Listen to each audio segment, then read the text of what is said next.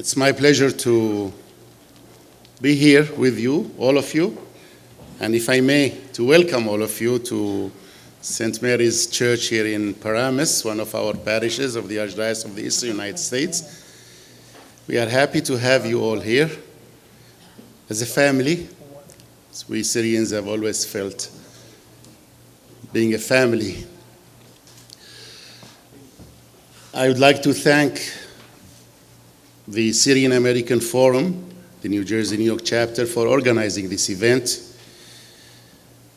It was a chat I had with Dr. Ghayaf and some other friends, and they threw the idea, is it possible to have a meeting with Dr. Bashar? And I said yes, but I didn't know what was in the plan until today.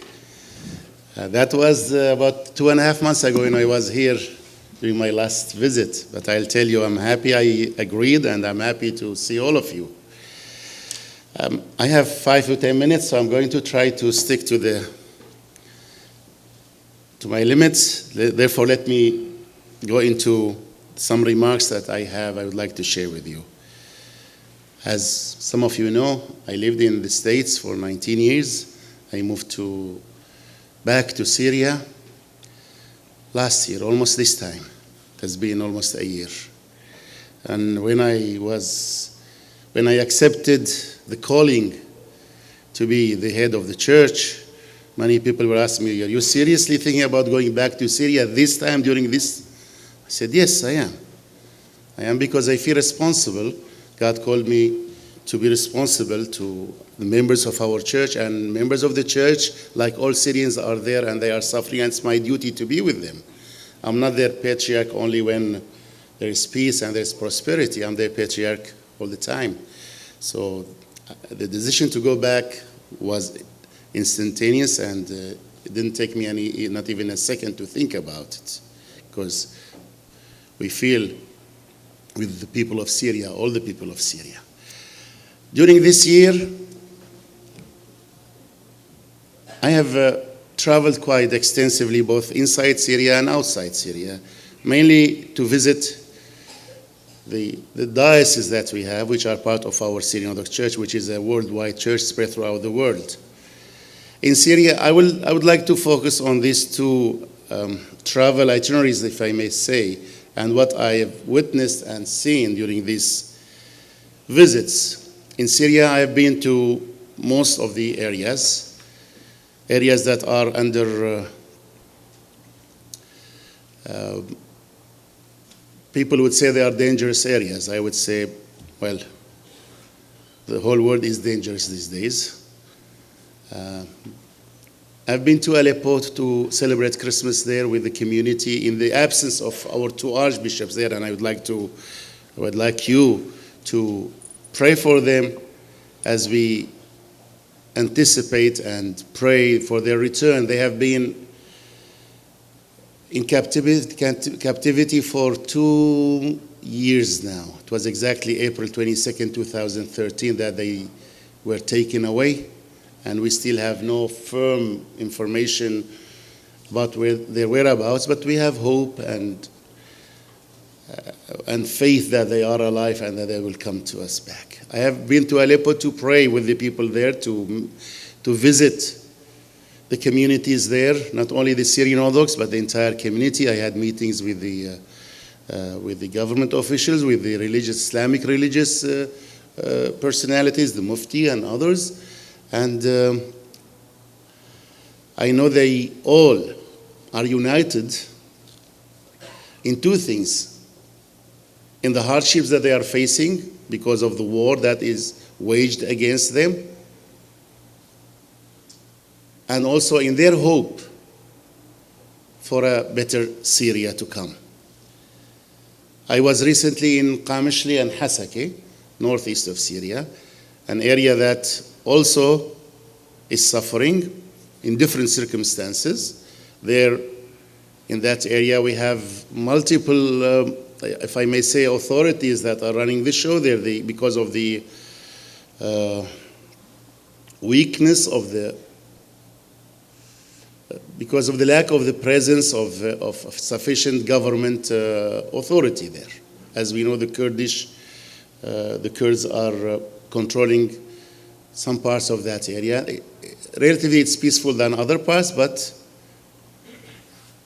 there are certain circumstances there. I've been to Homs several times, to Sadad, a town that was attacked by al-Nusra terrorists, and in one day, more than 50 martyrs were martyred. An entire family of 8 members were killed and then thrown into a well. That town was liberated after a week or so by the Syrian army, but the scar is still there and the wound will need long time to heal. I was also in and around Damascus in visiting communities there, and what I have witnessed during these visits to areas inside Syria, I will summarize in 3 points. Human suffering is unbearable. We know families who used to own factories, businesses, big businesses, now they are asking for help. They are asking for help. Those who could flee, those who could leave the country, left. The others are there. There are many of them who are there because they want to stay in Syria. They have made a decision to stay in Syria no matter what, but the conditions are not good. For over 4 years, most of the people are not working in Syria. And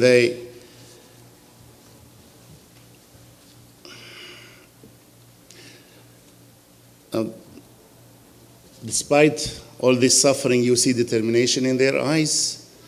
You see determination to lead normal life. In the suburbs of Damascus, where our patriarchate is, in Baptuma, every night I hear fighting going on, shooting, exchange of fire, and very often, once or twice a week at least, bombs fall on the streets of Baptuma, Qassa, and that area because the source of these bombs are the rebel-held areas. They are shelling these areas indiscriminately just to create chaos and to create difficult conditions for the people. But the people during the day and even during the falling of these bombs, you see them going around trying to lead their normal life. They do not want to give up. They do not want to allow terrorism and killing to alter their way of life. That is the determination that you find in Syria. Finally, we find the people of Syria working together more than ever before. And I'm talking about communities across religion, ethnicity. They are all getting together and working to help and to serve the Syrian person, no matter who that person may be. Churches, mosques, schools are all centers of relief now. I know from our church, our patriarchate in Damascus, we have a committee, St. Aphrem Development Committee. Every day, on daily basis, we help hundreds of families. We help them from providing baby formula, milk, food baskets, to sponsoring and funding healthcare services, not only visits to the doctors, but also referrals, hospitals, even surgeries. We also help with the rent for many families who are internally displaced. People do not talk about this here in the West. They talk about the refugees, which is fair and right to talk about. Of course, refugees are suffering. But then there are millions inside Syria who are also suffering, and they are internally displaced people. They left their areas of danger, and they try to find more peaceful areas to live in. And we as communities are trying to help them to find apartments for them and to pay for the rental of these apartments. So this crisis, this war brought the Syrian people much closer together. And anyone who visits Syria can see that and will recognize that. And we being with the people on a daily basis, we truly see it and we are proud of it. Because we do believe that Syria will be, peace will be restored and Syria will be rebuilt through the unity of its people, all of them together, Christians, Muslims, and different ethnicities, those who agree with the government, those who do not agree. Syria needs everybody, all its people. And there is space for everybody. For all those who do not agree with the government also, they should come and sit and talk. Weapons will not solve our problem, but peace will solve our problem. Negotiation will solve our problem. Let me move to the second point, our travels, external travels, if I may call them. And I have been doing a lot of this. I was with some other patriarchs in visiting Washington last year in September. We had the opportunity to meet President Barack Obama at the White House and also to meet with several members of the Congress.